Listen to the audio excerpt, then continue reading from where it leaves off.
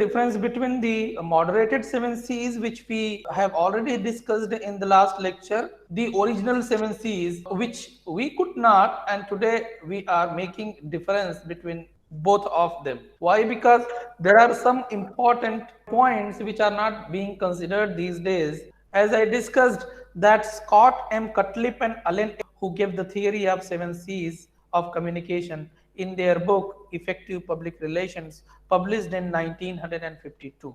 You should know the difference between the original 7 C's and the moderated 7 C's, and you should know about what has been not considered in the moderated 7 C's, what was there in the classical 7 C's, because sometimes we are devoid of so many facts, the truths, which should be considered and taken seriously, right? So the 7 C's: completeness, conciseness, consideration, concreteness, clarity, courtesy, correctness. Okay, completeness: the information must be sent and received, followed by the feedback. Conciseness: information must be expressed short, pithy, brief manner, but should be effective. Consideration: information must be conveniently reach the intended audience. Okay. Concreteness: information must have denotative meaning. Clarity: information must be conveyed precisely, concretely, in familiar words. Courtesy: information must be conveyed with politeness and empathy. Correctness: information must be correct, factual, and accurate. Now you see the moderated 7 C's I discussed in the slide did not consider a few words which you find in the original concept of the 7 C's. For example, in the original 7 C's, you find the first C is credibility, the second C is context, the third C is content, the fourth is clarity, the fifth is continuity and consistency, the sixth is channels, and seven is capability of audience. Do you understand the difference now? There is a huge difference, means you should take care of. In the moderated forms of 7 C's, you don't find many of the context and many of the contents what were posed in the first idea of the 7 C's. For example, here if you talk about the original concept of 7 C's, in the original concept of 7 C's, we find the credibility is the first requirement of the effective communication. What is credibility? I read the original lines from Cutlip's book Effective Public Relations. Communication starts with the climate of belief. This is built by performance on the part of the source. Part of the source means the speaker and the listener, or the sender and the receiver. The performance reflects an earnest desire to serve the receiver. Okay. The receiver must have confidence in the sender. Okay. He must have high regard for the source of competence on the subject. For example, you attend this class. Why? Because you think that 2 hours class would provide you the capsule knowledge about the community. The second one is context. The talk or a communication without context, out of context, is nothing, everybody knows. And now I quote, a communications program must square with the realities of its environment. Means the subject of the talk must have some kind of contact. It should fit in the environment also, where you are explaining something or you are communicating someone and the environment is not favorable, the context is not favorable, the communication will be a failure communication. So they try to say mechanical media are only supplementary to the word and deed that takes place in daily living. The context must provide for participation and playback. The context must confirm, not contradict the message. So I discussed the first credibility, second is context, third is content. Without content, there is nothing. And if you see that in the moderated form of 7 C's, you don't find any discussion related to the content, right?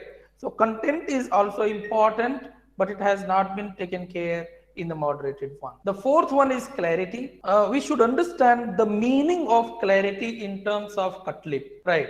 He says the message must be put in simple words. Very important. Words must mean the same thing to the receiver as they do to the sender. Complex issues must be compressed into the themes, slogans, and stereotypes which have simplicity and clarity. The message has to travel, very important. It must travel. The simpler it must be. An institution must speak with one voice, not many voices. So clarity means to efface the dualities of ideas, right? The self-contradictory ideas, because the self-contradictory ideas are the subjects of philosophers, right? A philosopher contradicts all the time, but everybody is not a philosopher. You are a professional, people are professional, everybody is not a philosopher, right? So and philosopher tries to mystify things, tries not to let the message be decodified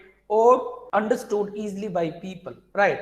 But you are not a philosopher, I am not a philosopher, people are not philosophers generally. They may have idea, and this is what the difference between the idea and philosophy. Philosophy can be contradicting, okay, but ideas should be like simple words, can be caught by or can be understood by anyone. Fifth is continuity and consistency. It was not there in the moderated, so we should understand what is continuity and consistency. You see, the last lecture, today's lecture, last to last lecture, I try to connect. So in that way, I try to connect each unit. The unit is connected, the unit 1 is connected with the unit 2, unit 2 is connected with the unit 3, and then 4 and 5.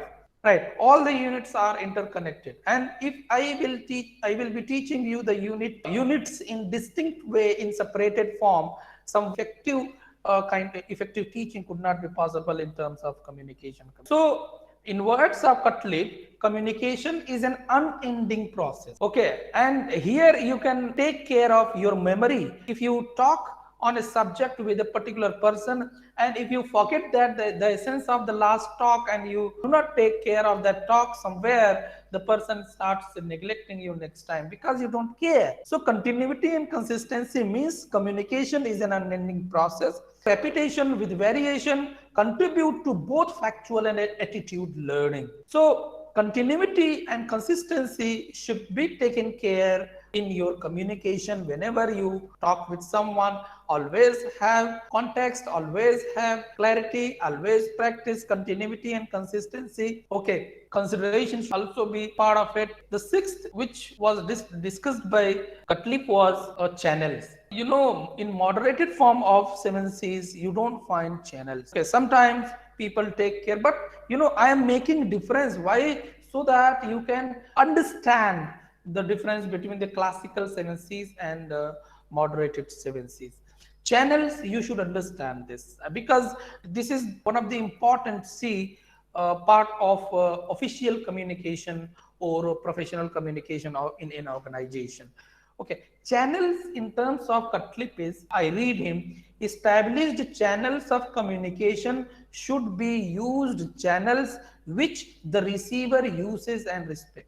Creating new one is difficult. Different channels have different effects and serve in different stages of the diffusion process. For example, in the department, there is head, there is a class teacher, there is course coordinator, there is a HOD, there is then Dean Academics, there is director, there is then the vice chancellor, there is the board. Okay, so this hierarchy teaches you about the process of channel. Okay, you cannot write to the HOD which can be written and intimated first to the class teacher, or you cannot write anything about course coordinator without letting him know to the HOD, or you cannot say anything against the HOD without letting him know the problem, because he is the first person in the department to report it with. Okay, so you know, channels of communication. Okay, you cannot write directly to someone, okay, who doesn't know the context. So you have to follow a hierarchy. You follow the hierarchy in the organization, right? So that communication can be facilitated through proper channels. Okay, and this kind of practice in organization make you more authentic and effective communicator. So you should follow. See, but channel is not discussed in the moderated form, you see. And the seventh, which was discussed by Cutlip, is capability of audience. Capability of audience means you should speak in language, and language should be easier to understand. You should speak about a topic which is easier to understand by the audience. So you must know the capability of the audience. When I interacted you with the first time, what did I do? I conducted a diagnostic test, and I came to know how many of you can be dealt with the way I teach. I quote Cutlip. He says, communication must take into account the capability of the audience. Communications are most effective when they require the least effort on the part of the recipient. Very important. You should expect least effort on the part of the audience when you communicate. Okay, this includes factors and availability, habit, reading ability, and receivers knowledge. So, on what scale you assess the capability? Habit, reading ability, and receivers knowledge. These are the parameter based on which you can assess the capability of audience. Okay, ability reflect the power of receiving, the criteria he or principle philosophy he has in his life. And receiver's knowledge means the depth, the qualification he has. If you visit in a village and you start communicating English with a farmer who doesn't know English, what will be the impact of you? The person will be irritated. He will not like you to interact. Okay, so these 7 C's which I discussed so far are the 7 C's which were developed by Cutlip and Center, and I am repeating that they were the first people who devised the theory of 7 C's of communication in their book Effective Public Relations, which was the first book in the discipline of public relations, published in 1952.